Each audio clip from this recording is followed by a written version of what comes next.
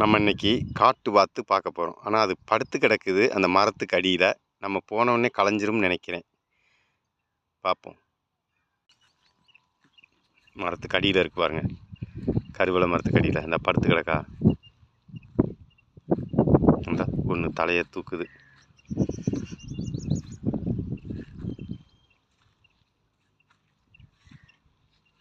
இந்த எந்திக்க போகுது.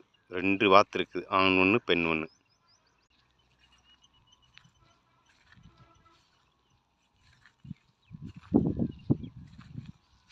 பாருங்க, பறக்க போகுது பாருங்க. அந்த பறக்குதா காட்டு வாத்து. இன்னும் 2 வாத்து இருக்குது. 2 நினச்சேன்டா பாருங்க.